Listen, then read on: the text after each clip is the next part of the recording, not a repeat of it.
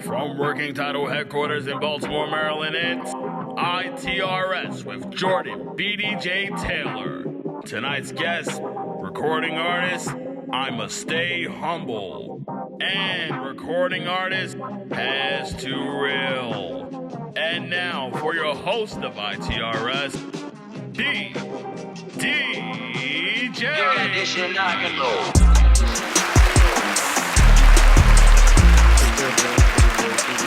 AKA BD from the county, aka the voice of the county, aka I see the game like Romo, aka I see the game like Lamar, aka hold up. I almost messed up, y'all. Hold up.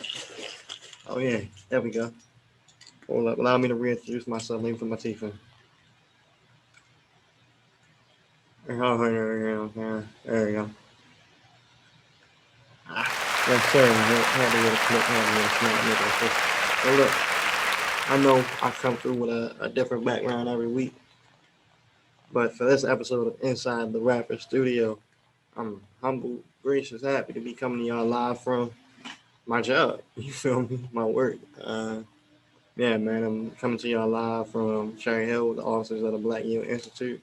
If y'all do not know, I do have a day job. I know y'all think, oh, BDJ, you're so good at podcasting and YouTube interviews. Like, you must get all your money on that. No, I still wake up. I still go to work every day, but my work is a little different, man. I don't know how familiar you are with my story. I'll just give y'all a brief synopsis, my brief origin story.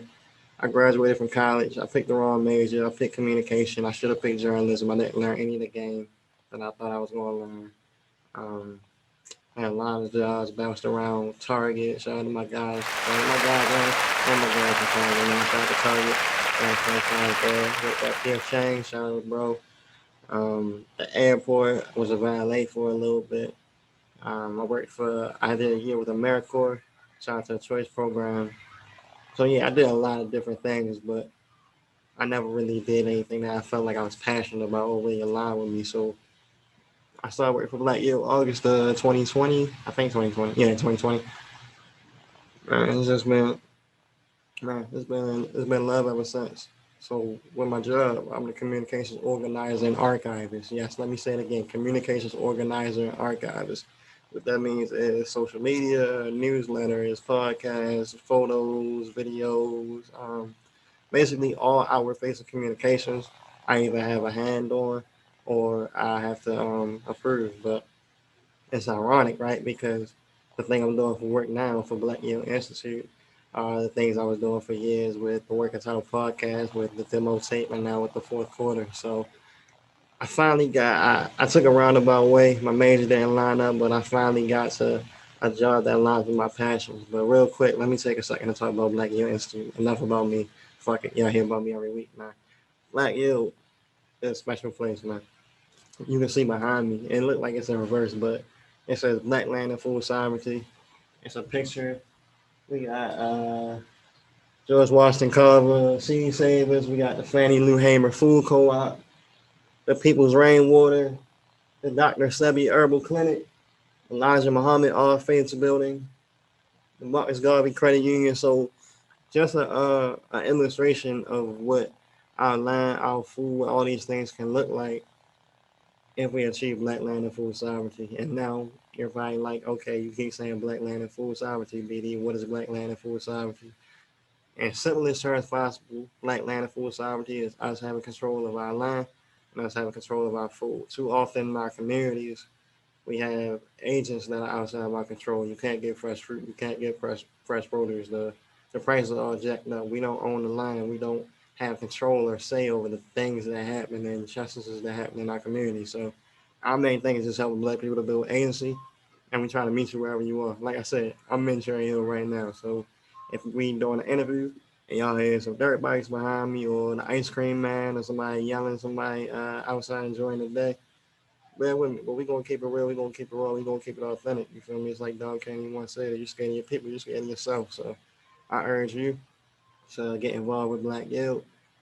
Every first and second Saturday of the month, we got a pop-up market right in Cherry Hill Shopping Center across from the Family Dollar. We have quarterly events. So our next one is going to be June, the weekend of Juneteenth. It's our Maroon Teen celebration, 3 days of fun. Always looking for volunteers at our farm.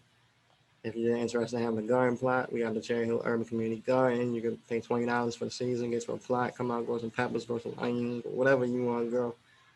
But man, just make sure you tap in with Black Yield. And again, I'm honored and I'm gracious to even be in a space where I don't wake up dreading what I do. I don't wake up like fuck, I gotta work today. I don't go in on Saturday to do things at the pop-up market or at other events like fuck, I gotta work. You know what I mean? I'm really in a space where I'm happy and I feel like that energy just carries over to the show. So if y'all see me this season, y'all hear me on the working title, y'all read what I'm writing for the fourth quarter over the last few months. It got a different kind of love to it because I really am happy. So with that being said, great show for y'all. The guys we got on this episode, man. Two guys I know for a minute, and I'm proud of them. I'm honored that I get to speak to them as they ascend because I know like this time next year when we try to double back and have these conversations, I'm probably gonna be talking to booking agents or they're gonna be out on tour somewhere. But yeah, man, we got the one and only Ish. I'ma stay humble. We got Haz2Real. So listen, hope you hit up score. I hope your advertising is right here. In the meantime, stay tuned. See y'all soon. Got it hazy in the booth, it's hard to see in this bitch. And in the lab, I'm steady cooking Lil B in this bitch. And all my diamonds white like yayo, got a key on my wrist. I get the pussy, make it stretch like Monkey D on the bitch. Hey, look, what? Where the cash at? Put the $sign in front my name like it's the cash app. Smoking, get a rope, and so I rolled aloud and passed that. Had to change my number, bitches stalking like the NASDAQ. Y'all sound so good. Y'all sound so good. So listen, our first guest today. I know this guy for a minute, man. Honestly, I think back in the day when I was working with a demo tape, I think Brando was one of the first people to ever cover this man. Correct me if I'm wrong. But from them days back then, like I'm sorry, yo had the regular shit. He had he had the temp to Yes. yeah, now you know really making a name for himself, really stepping on shit. It's an honor and a privilege. I introduce to y'all. I'ma stay humble. Ish, how you feeling, bro? Man, I'm chilling, bro. I'm chilling, man. Living life, bro. Can't complain. That's all it boiled down to. We was talking a little bit before we started the interview, and I said it was wild to me because you say you ain't had no Henny. Now, if y'all don't know, Ish is a Henny connoisseur. You feel me? I've heard this man say. I actually scratch. I've heard that man say. I've seen this man show up multiple places with bottles of Henny in his hand. And also, he claimed that he the Henny heavy. I'm sure that Chris Cassidy and Taji, shout out to the bros. I'm sure that they wanted to throw the game in that ringer. But what's up, man? You off the Henny for good, or you just don't got none?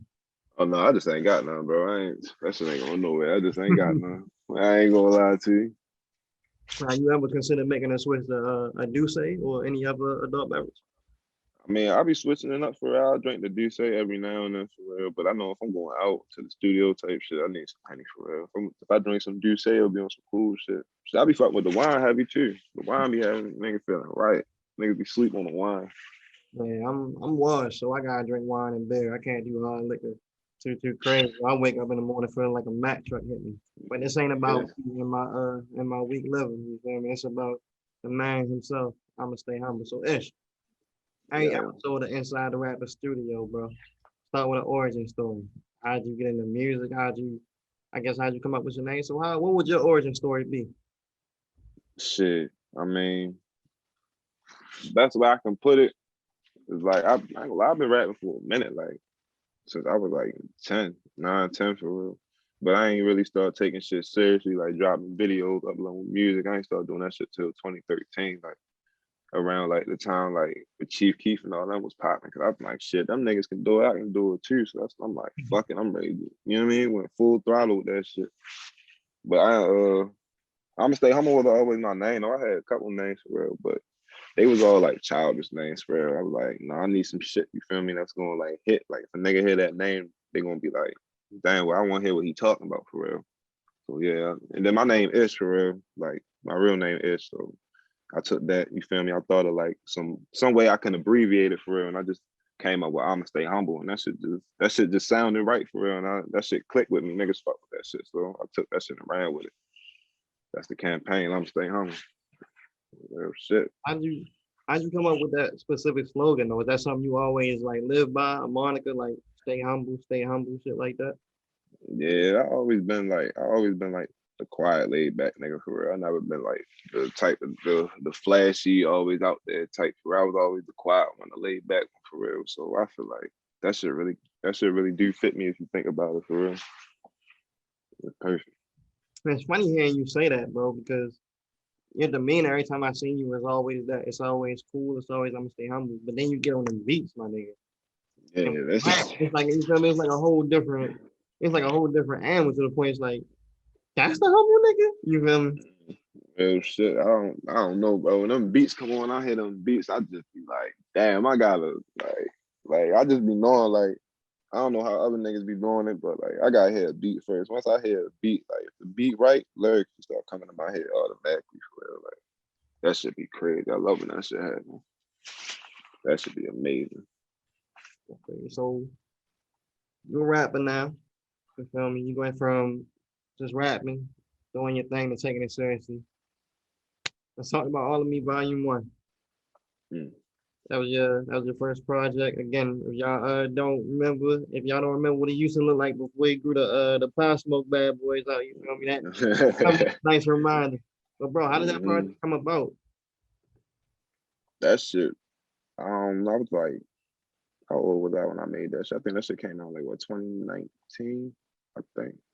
Yeah, so I was like 21 for real. I was just, you feel me, really growing up for real. You know, like 21, you coming of age, you like, you feel me, like, yeah, like, Yeah, so I figure like I took everything, you feel me, from them 21 years of my life, you feel me, I just put it all on beats, you feel me, I just gave niggas all of me, you feel me, that's how I came up with the name for real. So I'm part two coming soon though, you feel me, definitely, niggas always asking when part two coming, that shit definitely coming. breaking news, ladies and gentlemen. Yeah, you feel me? But I specifically like that project for real, because that shit really, you feel me? I feel like that shit really let niggas see more than the rap. But like, if you really listen and sit down, listen to that shit, you'll really be like, damn, this nigga really been through some shit. Or you feel me? Like, damn, I can relate to some shit this nigga been through for real. You know what I mean? I just be trying to relate to the people, bro. That's all. I just be one nigga to feel. That's all, bro. How you been feeling that lately? Like, I don't know, it seems like from the outside looking in, from those days to now, your profile is risen. You feel me? Among other rappers and among just people in general. So you getting more of that response of, yo, you said this on this song, I felt that, or yo, you hard as shit, or any of that. Has that increased? Yeah, yeah, hell yeah, most definitely. Especially if y'all not familiar with it, my last single that I really pushed, that song "Ventin' for real." That Mm. was really niggas really felt that for real. Like I got niggas sending me DMs about them songs all the time for real. Like niggas, that's the main song niggas be putting on their Insta story and all that shit. You feel me? Cause niggas be feeling that pain for real. So I'm definitely trying to keep coming with more shit like that. Yeah, and that's Most definitely. I think that was the one. I know it was a track that you put up on Instagram. I don't remember when it was, but I remember commenting like, "Yo, this is the pocket that we need you in." Because all Hmm. the you feel me, all the flashy, the I'm killing niggas, I'm gonna do this, I'm gonna do that. Them bars is hard. Don't get me wrong, but that Hmm. really you been showing, and I'm sure gonna continue to show of this is it's the aim. This how I'm feeling. This what's good with me. That's what you feel me. That's what's going That's what's gonna get niggas. Yeah, bro. You feel me? I got tired of that. I ain't gonna say I got tired of it, but like that, like that DMV flow type rap for real. Like I ain't gonna say I got tired of it. You feel me? Because I still use it, but it's like niggas not really niggas can turn up all day. You feel me? But I want to make music for niggas that's really gonna sit down and really listen to it and be like, damn, I yeah. felt that. You feel me? Like, don't get me wrong, I'm still gonna have like the party songs, the bangers and all that, the turn up music and all that. But that music for the niggas that really going through, you feel me? That shit gonna be way more consistent. Way more consistent. And all the great ones. That's part of being a great rapper. Like you gotta have that bag, that full array. Hmm. Be able to hit next. I can get you on a sunny day. I can get you on a cloudy day. I can get you at a party. I can get you leaving the party. You feel me? So I Hmm. want to focus you on that. Let's talk a little bit about your network because you tend to collaborate with Haz, with Slick. You feel me? You kind of y'all got a nice little movement that y'all building. How did that come about? Shit, I met Haz and Slick. I met them niggas a minute ago.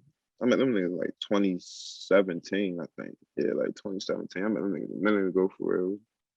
Shit, we got songs back then. I know me and Haz got a song we made back then. I just dropped it on that quarantine project. We made that shit back then in like 2017. Yeah, them my niggas for real. Them niggas be going dumb. They the bros, no bullshit. That's my dogs. And shit, my man Groove, OTG Groove, he definitely be doing his thing. Niggas sleep on Groove a lot, but I feel like he gonna be waking niggas up soon. Why do you feel like that is? Like, why do you feel like? Cause I think that the same could be said for all y'all. Like, y'all get slept on a little bit. Why do you Mm-hmm. feel like that is? Because I feel like if you was going to build a rapper in a lab, it would be you. It would be Haz. You know what I mean? If you was going to build like a Baltimore rapper where we need to have X, Y, and Z, put it up in a pot, mix it up like pop-up girls and that shit. Mm-hmm. So why do Come you? out with the right recipe. Yeah. So why do you think that is? That y'all niggas kind of gotta. I'm not gonna say fight for more, but y'all niggas don't get the acclaim y'all deserve. I feel like one of the main reasons, because niggas we ain't really got like no main hoods behind us for real. We ain't got like a hood of niggas, you feel me, bumping our shit with the little kids in the hood, bumping our shit, you feel me? Like, we ain't really got all that, you feel me? I feel like that's how a lot of Baltimore rappers really got, you feel me, the way they at for real. The hood fame for real. We ain't really got that for real. So it's like we gotta work a little bit harder for real. And I don't mind it. I ain't mad at it, you feel me? Because the hard work gonna pay off one day, but shit, it is what it is. I'm still getting the niggas, you feel me? Niggas still bumping my shit, you feel me? We ain't gotta start with Baltimore, it's gonna end with Baltimore though. So Okay. What else do you get into outside of music? Because you are a prolific artist, but I'm sure you have other interests and other endeavors. shit, I'm trying to get this weed strain started, man. That's what I really been focusing on the last, you feel me, couple of weeks. Like, I'm really trying to get that shit out the ground. That shit definitely coming y'all way soon. I ain't got a name yet, so I don't wanna say nothing, but just know, yeah, I'm gonna have my own strain soon, coming soon. If That it's shit. if it's an indica, call it super humble. It's a super humble You're shit. Fuck that. gonna- I'm going for the hybrids, bro. I'm trying to hit niggas in their head, man. Niggas going trying. I don't want to say too much, but just know that shit coming, bro. That shit in the works, man. Man, I'm going off that again. Not saying too much. What do it take to get a weed strain? Like, what is that process like? It just shit, finding the right people. You feel me? You feel me. With as far as like growing and preserving it, you feel me. You don't want to buy no dusty, dirty weed type shit. Like, you feel me? It's a lot that go into that. Like, niggas be thinking you can just put a name on a bag, put weed in it. Nah, it's a lot. If you really want to do it the right way, it's a lot more to it for real. It's a process. You feel me? As far as like getting logos made, like, oh, that shit is a process. It ain't cheap either. So Yeah, shit, it's gonna be worth the investment. for sure, bro. For sure. I already know, bro. I can see it. Let's talk a little bit about quarantine. I know you got the album quarantine, but also like the actual quarantine. What has the past year been like? And with that being said, it's looking like we about to be back outside soon. So Hmm. what kind of moves you plan to make when all this shit is lifted and you could go back to performing and doing all that dope shit like that? Shit, as far as like life in the quarantine, that shit wasn't nothing. Shit, if anything, you feel me? I ran out the most money I ever did. You feel me? I made a lot of money during the quarantine. That shit ain't hurt me at all. You feel me? I ain't gonna lie. You feel me? As far as like when niggas gonna go back outside, I'm trying to perform, you feel me? Collab with niggas, you feel me? I'm trying to do all of that shit, bro. I'm really looking forward to the show. Like, cause I feel like before the quarantine, niggas was, you feel me? Right before the quarantine started, niggas was really starting to book me way more heavier for real. So I was like, you feel me, really looking forward to that. The quarantine came, boom, fucked everything up. So once it opened back up, man, I'm trying to get niggas hit me for them bookings, man. Line me up. There you go. Real shit. There you go. We was Fuck talking that. before the interview started. You said you got a single coming out in May. Mm-hmm. Yes, sir. I am the way I am. That's the one. You go on my Instagram, you can see it on there. I got it. I got a preview in the car of the song for real. If you go on my Instagram, that shit right there. If you want to listen to it, that shit, the one, bro. That's That's the just the one. one. Why you say that? Top, You get the one. I mean, shit. Just from the name, niggas should be able to tell. You feel me? I am the way I am. Like, you feel me? Like that song. I ain't kind of play on that song. You feel me? I really. Feel me? I feel like I really preach to niggas. Like, I feel like if you really sit down, listen to that song, you feel me? Probably spot you a blunt, get your mind right, pull up something, you gonna hear that song, you like, damn, like you gonna feel that shit in your chest, like, cause I know I know when I made a song for real, when I make certain songs, like, and I really talk that shit, like, and I listen to it, and I sit back and listen to it, I feel that shit in my chest. So I know niggas won't feel that one. I can't wait to drop that shit. I ain't gonna lie, but it gotta be perfect. Like, it gotta be perfect. The video gotta be crazy. Like, that shit gotta be perfect. I ain't dropping it on no under circumstances. Say it again, bro. Got any ideas for the video yet? So I was gonna we gonna fuck with a creative director for real. Get them some of my ideas. You feel me? See what they got going on. As far as the video for real, I'm probably not mainly focused on. I definitely want like some scenes in there, like some acting scenes. So as far as the acting scenes, I want to focus more on the hook, because on the hook, not the hook, the verse, because the verse is way more descriptive on the verse. You feel me? I said way more shit that would apply. You feel me? That I can apply in the video. So that shit, I want that shit to look like a movie. That shit gonna be crazy. Yeah, you got me hype. If you need an extra, hey, I ain't hard to find. You feel me? I put the goals in for you real quick. You feel me? Just let me know. Shit, I got you, bro. I'm definitely gonna be hitting niggas. I'm gonna need like at least like probably like 10 people. So yeah, I'm definitely gonna be hitting niggas, bro. For sure. Right. So we're gonna close out on this. We're gonna play a little game. I'm gonna give you a scenario. You tell me which one of your songs you play in this scenario. All right, but All right. Scenario number 1. It's Friday afternoon. Just got paid, just got off work, off the whole weekend. What song I'm playing? just gotta pay you off the whole weekend. Shit. DMV flow, fuck it. That's the feel good. Yeah, you feel they gonna hear that shit. Yeah, they gonna have that good ass Friday. All right, next one. I got a problem. I got beef with a nigga. It's war. It's on. If I see him, it's on. What I'm playing in the whip. Shit, what's the name of that song, yo? I would say Fed Up. Okay. Fed Up, hell yeah. Cause that beat and the energy I came on, yeah, Fed Up, definitely. All right, last one. I'm riding with Shorty. On a long road trip.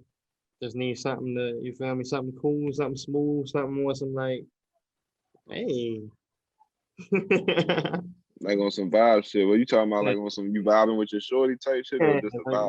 We riding around. Just want to play something nice. I don't want to play nothing too sweet. You know, I don't want to go full Miguel on him, but I still want to get the point across that this is a tender moment. Shit, I would say just a tender moment. I think what's the name of that song, bro? It ain't 2 minutes. It's no, that shit gonna be too hard for. I don't know, bro. Like, I don't know. I ain't gonna lie. I don't think I got nothing out for that right now. I know my unreleased shit. Hell yeah. But I don't think I really got the vibe for that right now. Like, you fuck around. Anything I can say, you fuck around, scare off type shit. I ain't gonna lie. She gonna be like, what the fuck wrong with this nigga? What you listening to? So bad. We're gonna do it like this. Hey, Score, I know you watching this because you got edited season 3. If I don't get fired, we're gonna bring Ish back on. We're gonna ask him that same question. That's gonna be the first question when we bring him on. Because he said he got the unreleased shit, and we're gonna rock from there. Listen, yeah, there you go. Ish, my nigga, bro, proud of you. You doing your thing. Let the people know where they can find you at. Shit, you can follow me everywhere. My shit, all my shit. ImaStayHumble. I'ma stay humble. Everything. Niggas always confused with 2 M's. It's always one. Always one. So when I hear them on the Zoom, right, I was like, the email bounced back. The email bounced back because I put 2 M's in it. I don't know why niggas just always spell Ima with M's because I don't know, but that's what happened there. It's all good, bro. We still made it. That's it. Appreciate you, bro. Alrighty, bro. So check this out. We about to go to commercial. Hopefully y'all hit up Score so y'all advertisement can be right here on the other side of the break. Make sure y'all stay tuned. We got a good brother, Haz2Real. I'm gonna ask him all about his battle rap days. Y'all stay tuned.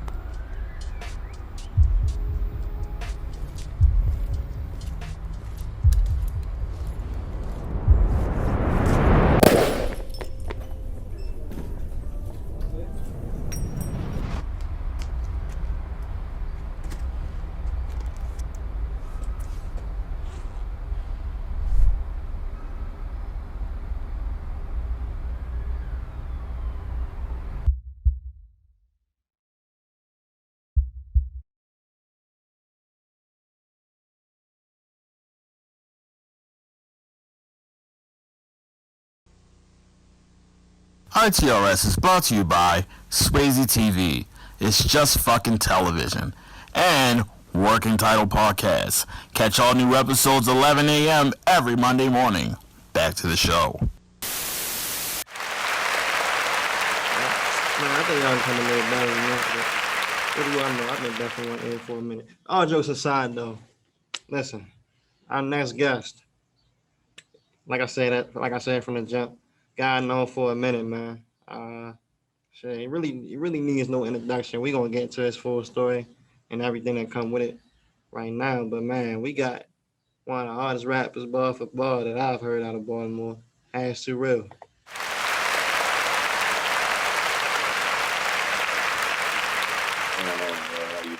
Shit, bro, you know I can't complain. Ain't no use in it. You know it, bro. You were here on Inside the Rapper Studio. Right. Yeah. Man, you sound so excited, bro. Bro, my fault. Hey, it be like that. That was high stuff. So look, keep in mind, as is high. You feel me? You know what else is high? Right now on streaming services, we got that Too Real in the Sky. Yep. Midnight. Apple Music, Tidal, Spotify, iHeartRadio, everywhere. You can Google it, literally. Too Real in the Sky, and it's gonna pop up. Nigga saying iHeartRadio. I didn't even know they had albums on that. You want some next level shit, bro. They had just started putting my music on there like a year or two ago. How did that partnership with Ty in the Sky come about? Shout out to Ty. Ty, I've been on Ty for about probably like 3 or 4 years now, and we just started just going to the studio together all the time. Me and him and Slick, or just me and him, or whatever. He would just come along, and we just over time it just turned into us creating a project. So it's just basically my side of things and his side of things combined. I want to ask you, bro, because you are starting to build like a little repertoire of collaboration mixtapes. You got a joint coming out with Ty. I know you got a joint with Slick. Like, what is it about collabing with other artists that you enjoy? The whole process itself, because it's not just, for one, it's kind of easier doing songs with other people if they talented, because you don't have to do as much, and it give it an extra sound. So like the collab tape sometimes can be better than a regular mixtape because of that. It's two different sounds coming together as one, for real, to make a new sound. So it's fun, for real. I like coming up with the with the ideas for the title or the tapes and stuff like that. So that's what I like about doing that. Well, shit, we got a little bit ahead of ourselves. Every episode of Inside the Rapper Studio has an origin story. So ask, what's your origin story? And please make sure you mention the battle rap. All right. I started rapping, like I started writing raps when I was like 9 years old. And then I was like on and off with it, really. I didn't really like think about doing music. I just used to write raps. I always enjoyed writing raps and stuff like that. So once I got to high school, that's when I actually started like listening to beats, and like I would rap over beats back in the day, but I wasn't really like trying to make no songs. I just was rapping. But now I'm in high school, I'm starting to think about putting my own music together, but I started battle rapping first. I think in the 10th, I want to say the 10th grade, I battled in the summertime. I did the season 2 of the Baltimore battles. And I came through with Smurf, for real, because I've been on Smurf forever. And that's how I had my first battle with Crook. I knew him for a while too. And then I battled like 3 or 4 times that season. And then we had like a little event. We had, cause the Baltimore battles had got copyrighted or something like that. Like most of the battles got took down. Some copyright infringement or something like that. So he basically To the Loop basically like lost the motivation to want to keep doing it. So we had like one more event, and I did that. That battle is actually on YouTube, me versus Dice. And then I battled down. I did a couple battles down 5 seasons. I think it's called Hotspot now or something like that.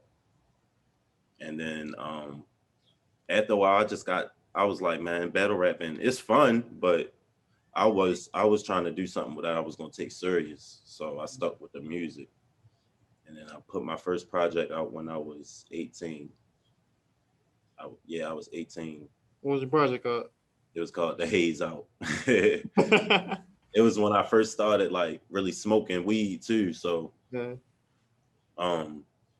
That was just the motivation behind it for real. Just making music, getting high, making music for real. So I called it The Haze Out because it was similar to my name. And that was just me saying like my music was like good, like it's some good weed, it's some good shit. Yeah. Yep, that was my first tape. And then I got about altogether, I probably got about 15 projects. God damn. I did. Yep. Are all of them like all of them able to be like streamed and shit like that? Well, when I first started uploading music, it was what was it? Hot New Hip Hop, or I think it was Hot New Hip Hop, or That's a throwback. Yeah, that's what it was. Hot New Hip Hop. I uploaded my first 2 mixtapes on there because I did a sequel to The Haze Out. Let me ask real quick, because on Hot New Hip Hop, if I remember correctly, they had like the hot or not, like the meter and shit. People on there like rating your project, like this is what's hot. Yeah, I was getting pretty good ratings. It wasn't like a lot of ratings, but like the ratio was good though. Like it was up there. And I probably got like 150 downloads my first mixtape. Not bad. No. Yeah. And then after Hot New Hip Hop, I started using, I want to say, Dat Piff and live mixtapes. I never had a tape on live mixtapes. I wanted to use live mixtapes, but I think I ended up using Dat Piff. And then I got an EP on SoundCloud from when I was in college called 100 Flames. And then I dropped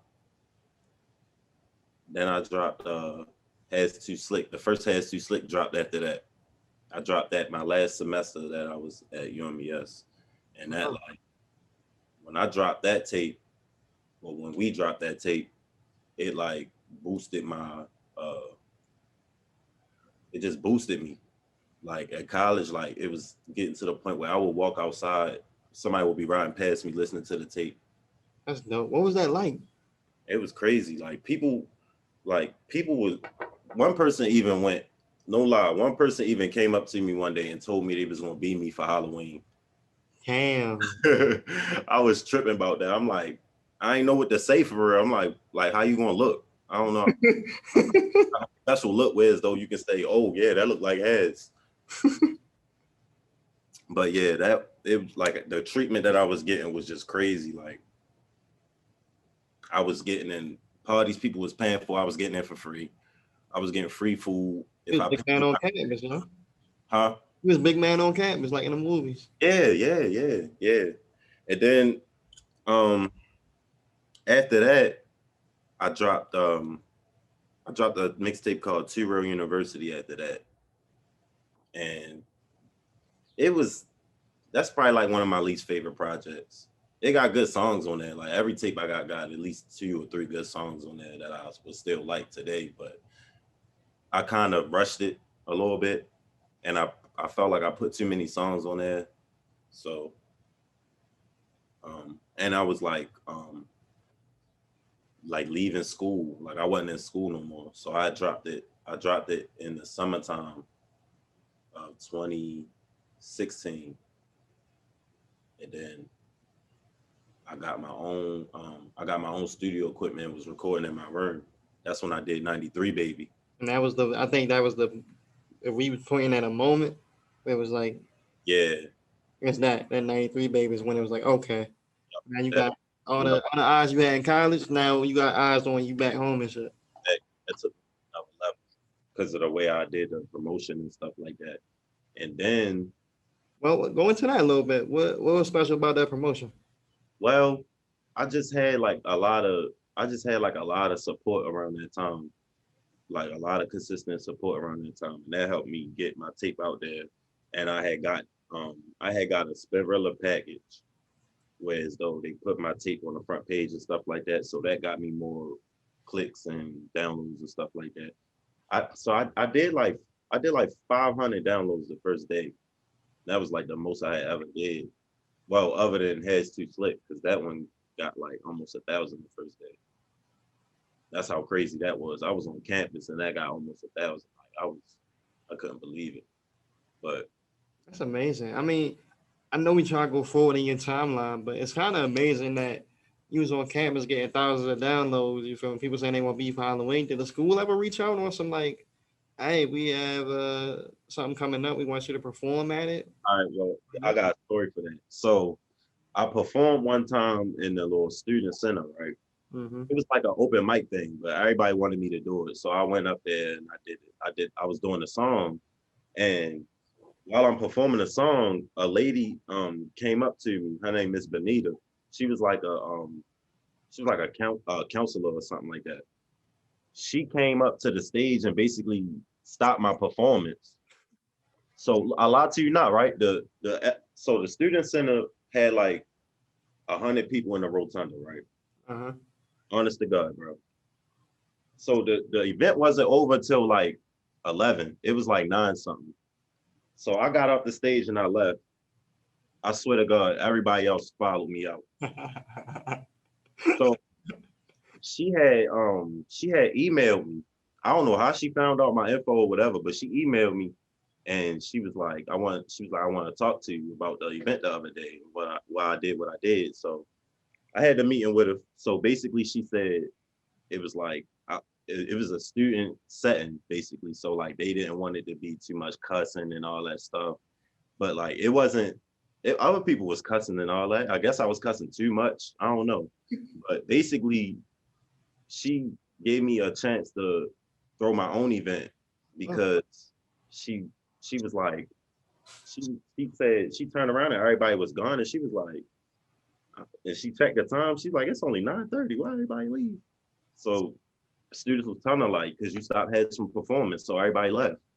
That's hard. You got 93, baby. That's when you really hit the ground running. Then Okay. what? Then I started working on 1993, right? But first it was 93 Baby Reloaded. And I had like how I was about to rush it, you know, and then I listened to it and I'm like, nah, this ain't it. I listened to it like 3 times. I'm like, nah, this ain't it. So I reconstructed the whole tape and I'm like, the title I wanted to go away with because the concept that I had with the title wasn't gonna go with what I was about to do. So I was just like, I'm just about to call it 1993. Yeah, I was born. This is basically about me. So it's like about the start to where I'm at now. So I started putting that together. And then like I had with 93 Baby, I had a lot of support, but this time it was like even more people, like to the point where DJs was reaching out to me before the tape even dropped. And it was like, bro, I've been seeing your tape everywhere, bro. I'm waiting for your tape to drop. Let me hear something now, all this type of stuff. Right. So when the tape dropped, it just went crazy. Like it went crazy to the point it was like really on the trending map. On the Baltimore trending map, it was #1. I still got the screenshots in my phone. I'm like, wow, what the fuck is going on? Like I woke up and I was still trending. So I'm like, I'm still trying to push it. I had shot, I feel like my anticipation for that tape, well, the anticipation was high, but I feel like the buzz kind of dropped from that tape because I was supposed to put a video out and the video never got to be like edited because there was something wrong with the files or something like that. So like I lost all momentum at that point because it was like a big blow. It was one of the top songs on the tape. And then the other video that I did put out didn't come out how I wanted it to. So that just killed the whole vibe of that tape. But it's still a classic though. Still a classic. Most of the songs, or all the songs, every song on that tape are my top 12 songs. Damn. Yeah, every single song. And hearing like, because I honestly, and I know you for a minute, but I didn't realize how prolific you were having like 15 projects. So you should go back and make like a compilation. And like, hey, you can have you can make a greatest hits. Honestly, I was thinking about that, but I was probably gonna say that for a later time because I'm not really too sure if I'm gonna do that. I'll probably just start from 93 Baby and up. I feel you. Just because of the growth difference from my first tape to now. Like I feel like the growth where I'm at now can be compared to 93 Baby a little bit. So I can start there and work my way up. How have you grown? Well now it got to the point where I don't even write no more. I just go in the booth and just do whatever, just do my thing. But now I don't rush as much with my music. I don't rush at all with my music. I'll even go back and refix a song before I decide what I want to do with it. But for the most part, I just learned different cadences and different flows and started playing with different type of beats and stuff like that. So I feel like I'm high.